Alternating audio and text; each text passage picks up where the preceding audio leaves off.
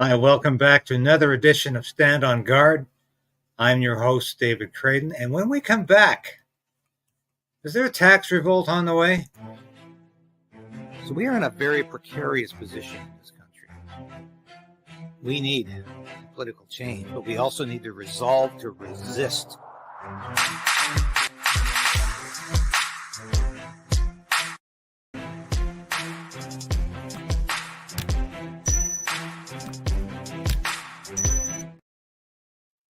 Yes, please ring the bell, as Sasha always demonstrated. Like the broadcast now if you can. Subscribe if you haven't. We're just above 20,000. This is phenomenal because if you recall, the last time I was asking for more subscriptions, it was just a few days before New Year's Eve, and we were trying to hit 15,000. Here we are. Less than 3 months later, we're at 20,000. This station is growing thanks to your support and your help, and I appreciate it. I think we're doing very well.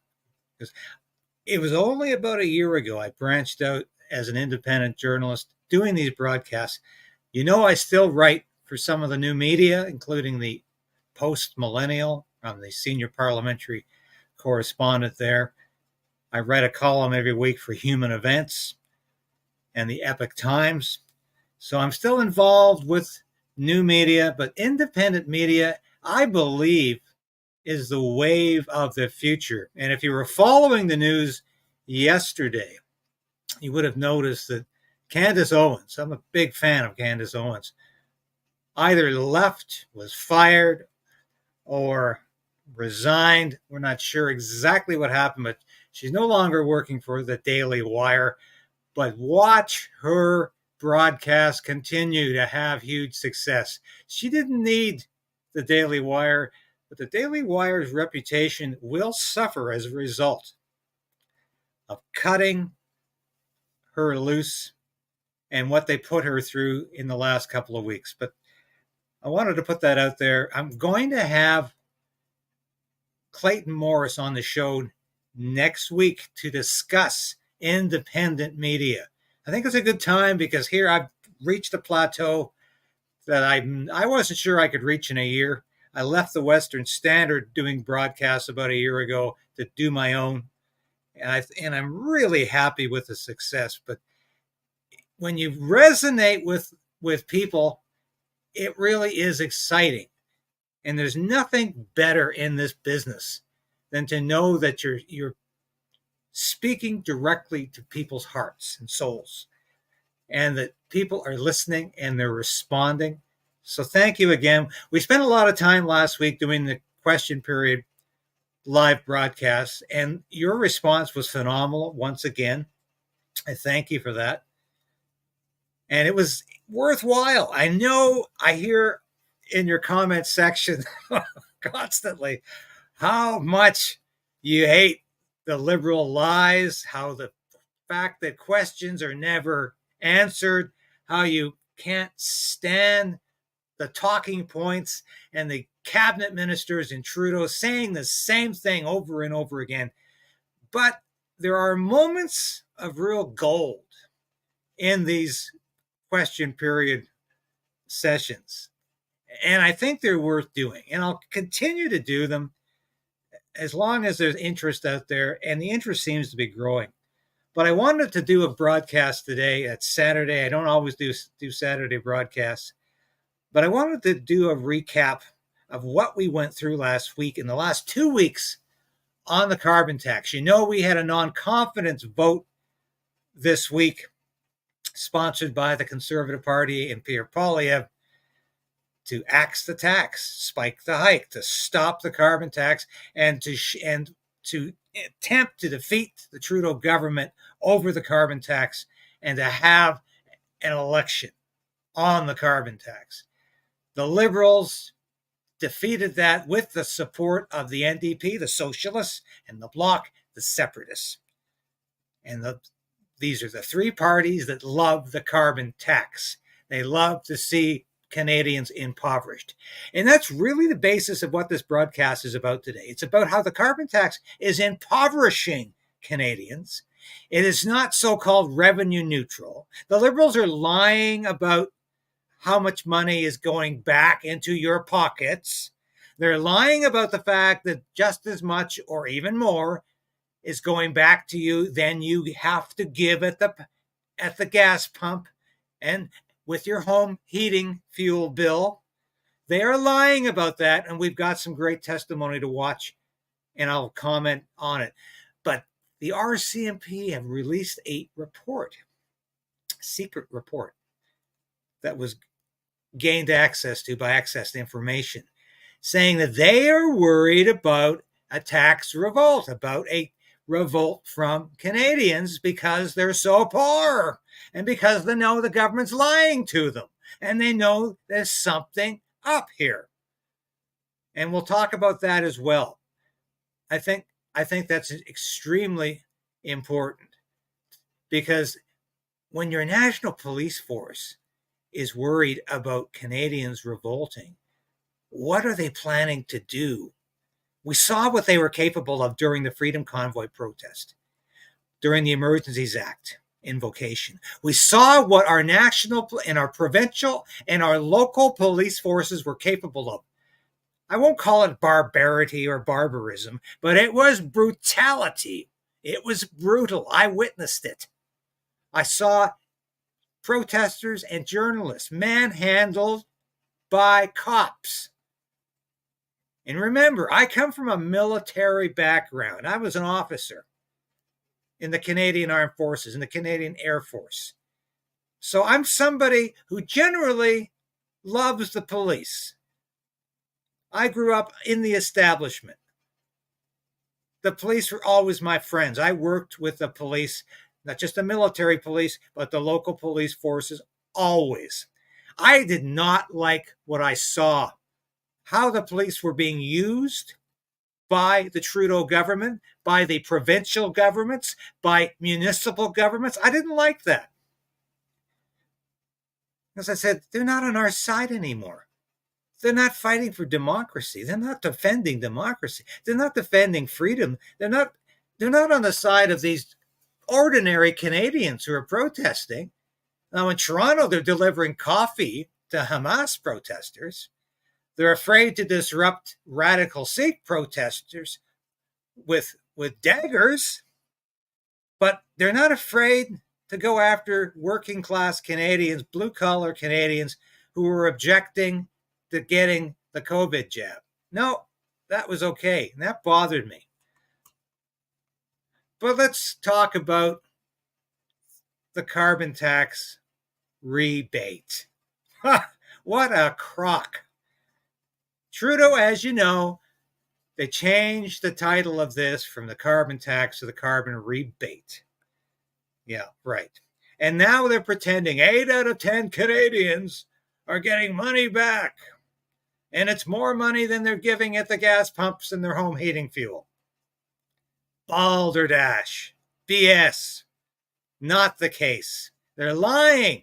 Let's watch some of these clips, and you'll see exactly what I'm talking about.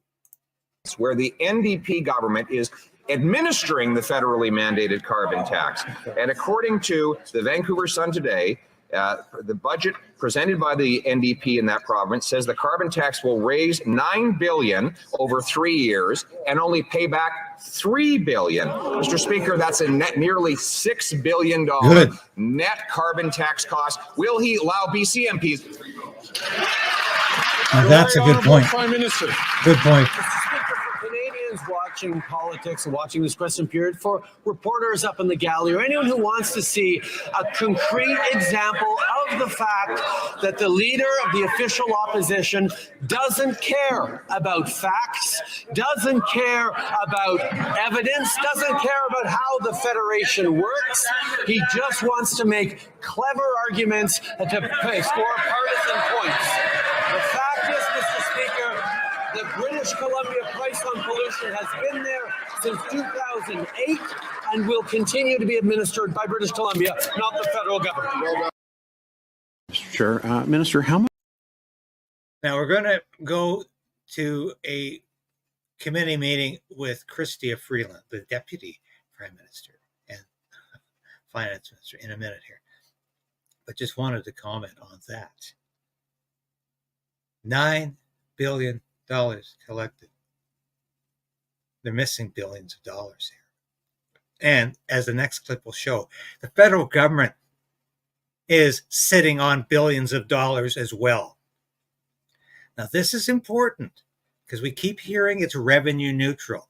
How absurd it is anyway to collect money with the left hand and to give it back with the right hand, saying, oh, we're trying to make it the same. We'll try to give you back exactly what we took away from you.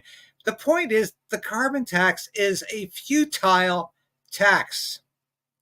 It doesn't achieve anything except impoverishment. It does nothing to reduce greenhouse gas emissions. In fact, since the inception of the carbon tax, Canada's greenhouse gas emissions are actually increasing. And Canada produces about 2%, less than 2% of the global greenhouse gas emissions. Anyway, so even if we stopped producing all greenhouse gas emissions tomorrow, it would have virtually no effect on the global picture. I've said this repeatedly. So how are we having any success with the carbon tax? How is it fighting climate change if it's not even reducing greenhouse gas emissions? If you accept the premise that that's the foundation of climate change. Even if you accept that, it's not reducing our greenhouse gas emissions.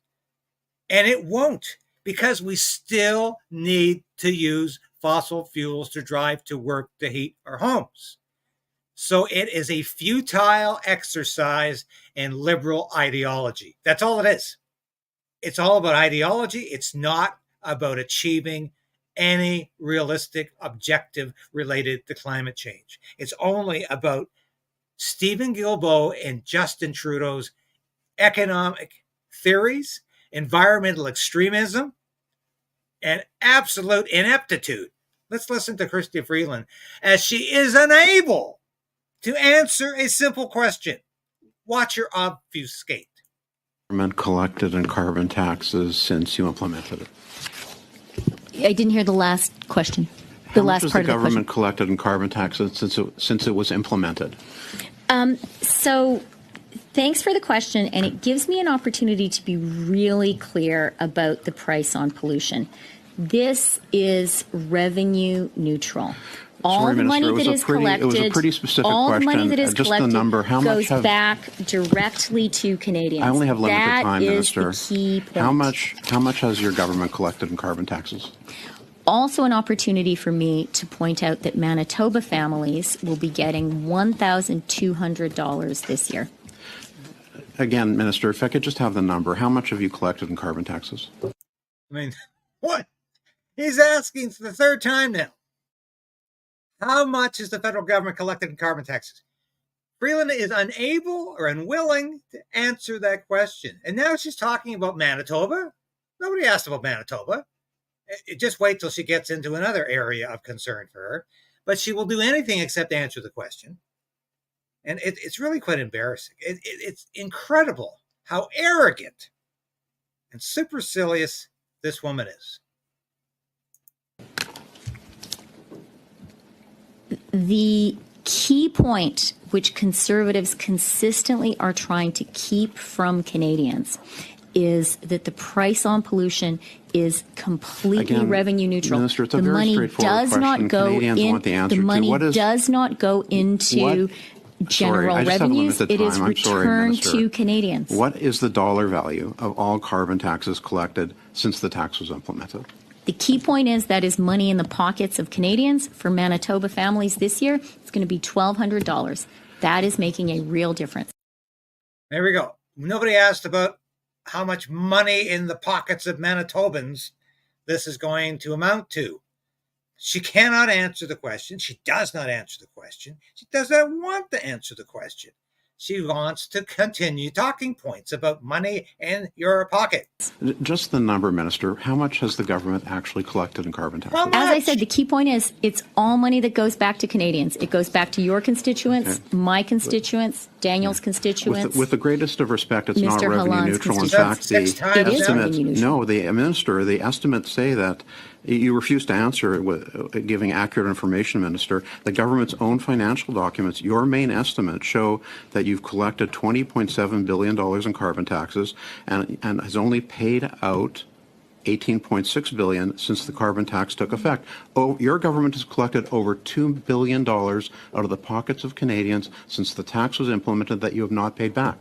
That's from your own main estimate. So will you correct the record and Mr. admit Moran, the truth? no, it is 100% revenue neutral, and I'm Are you glad saying the main estimates are wrong? I am saying that is money just- that is being held for small businesses, and small businesses will have good news soon because that money is going to be returned to them of But why won't attracting you follow investment his example and good and jobs actually in Manitoba? take the jackboots off the necks of Canadians? I must say that language is entirely inappropriate when we're talking about a democracy. Well, But we're not talking about a democracy anymore, Christia. The Prime Minister lied, and his minions continue to lie about Yeah. I began by talking about Prime Minister Mulroney and the exceptional courage he showed in recognizing Ukrainian independence. There are people in the world right now who do have real dictatorships oppressing them, like the people of Ukraine. And Yeah, you know who's oppressing the people of Ukraine, Chrystia Freeland? President Volodymyr Zelensky. He's the dictator oppressing the people of Ukraine. How dense are you? And what does Ukraine and Brian Mulroney have to do with the carbon tax collection? You got to bring that up, don't you? Even though it's irrelevant. Somehow it always comes back to Ukraine. That dictatorship that is a black hole of government money and subsidy. to use that language, talking about a government policy you disagree with, is entirely inappropriate and cheapens our discourse and our democracy. But I want to get into this part where a judge can put you, under house arrest for things that they think that you might say. Now that is a can of worms. How are they going to manage that? Well, they're not. All right, so that's the kind of the democracy we are, Chrystia Freeland. That's the kind of democracy are. We have a government that wants to put people in jail for life for a hate speech offense, whatever that is. And they want people to be put under house arrest for thought crimes, not for anything they've said or written, but for what they might say or written. That's Canadian democracy right now. And by the way, by the way, your grandfather was a Nazi propagandist in Poland and Ukraine. So don't give me this nonsense about how much you're adverse to talking about dictatorships. Today, I look at the newspaper headlines. Even the media is noticing how bad things are. A headline in the National Post, and I quote, "Secret RCMP report warns Canadians may revolt once they realize how broke they are." The RCMP has produced a report saying that Canadians are so poor, desperate, and miserable that it may lead to political instability and other turbulence that you could not even have imagined would occur in a first world country 8 years ago. And in the middle of all of this, what does the NDP and this Prime Minister choose? To raise taxes. Raise taxes on food and fuel, on heat and homes. Now, I want to touch on this RCMP report, the secret RCMP report. Yeah, we're not making this up. And I don't think the link between the carbon tax increase and the potential of Canadians to revolt is a tenuous link. I don't think I'm making a tenuous link here. I think it's very real, because when politicians lie to you constantly, like Chrystia Freeland just did, like Justin Trudeau does every time he stands up in the House of Commons during question period, when the government constantly is taxing you, is impoverishing you, is beating you down for protests, calling you racist and misogynistic, calling you a Nazi if you disagree with their vaccine policy, then yes, you've had enough. You're mad as hell, and you're not going to take it anymore. So here's that report that Pierre Poilievre just referenced here. Secret RCMP warns Canada may revolt once they realize how broke they are, how poor we are. Let's have a closer look at this. I'm going to read from the report for you right now. Another major theme of the report is that Canadians are set to become increasingly disillusioned with their government, which authors mostly chalk up to misinformation, conspiracy theories, and paranoia. So in other words, the RCMP is wrong in attributing these fears and the anxiety amongst Canadians to the wrong things.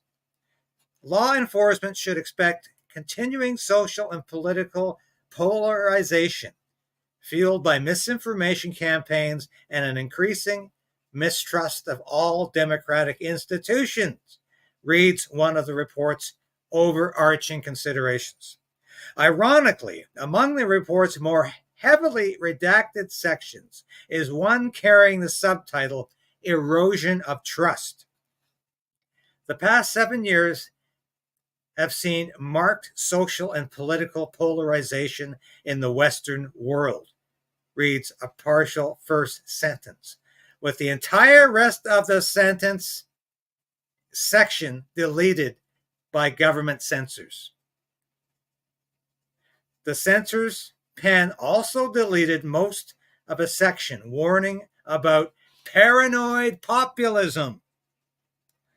Capitalizing on the rise of political polarization and conspiracy theories have been populists willing to tailor their messages to appeal to extremist movements, reads the section's one non-redacted sentence.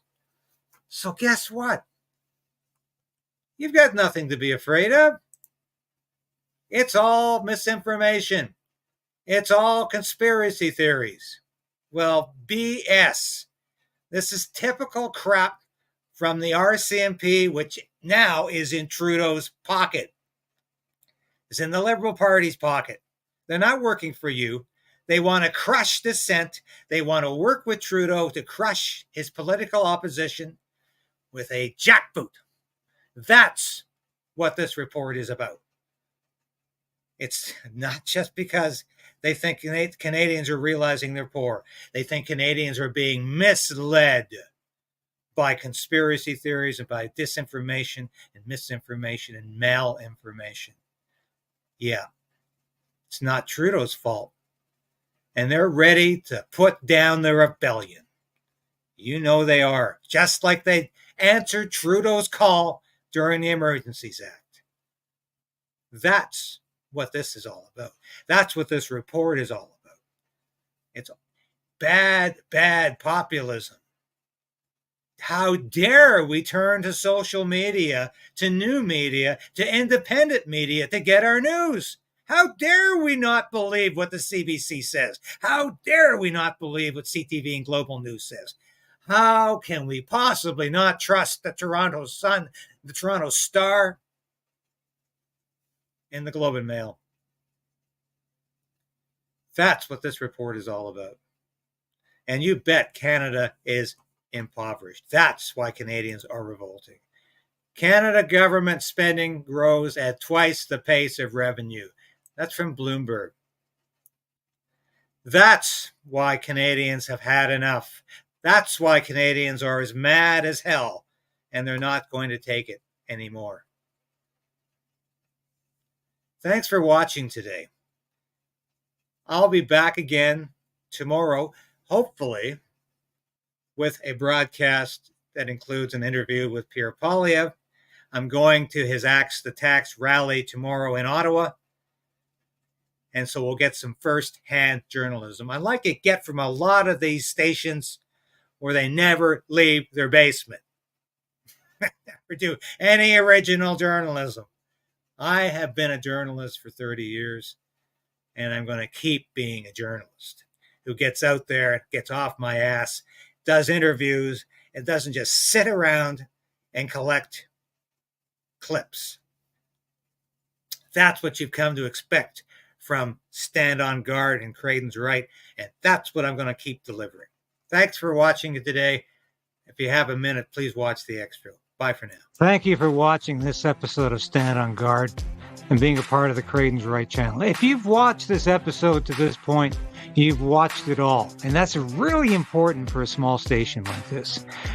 We always say subscribe, hit the bell, be a part of the Krayden resistance. Resolve to resist. That's what we're doing. And if you become a subscriber, if you're a supporter of this station or a member through Substack, through YouTube, and now you can be a local as well, that's so important to us because I couldn't do this without you. I made a decision to become an independent journalist about a year ago because I wanted to bring all of my experience in the military, in journalism, to you. I don't promise anything I can't deliver. I don't offer clickbait. I offer truth. The truth is out there, and it's my job to bring that truth to light and to you. Thanks for being a part of the Krayden's Right resistance, and we'll see you again soon. So we are in a very precarious position in this country. We need a political change, but we also need to resolve to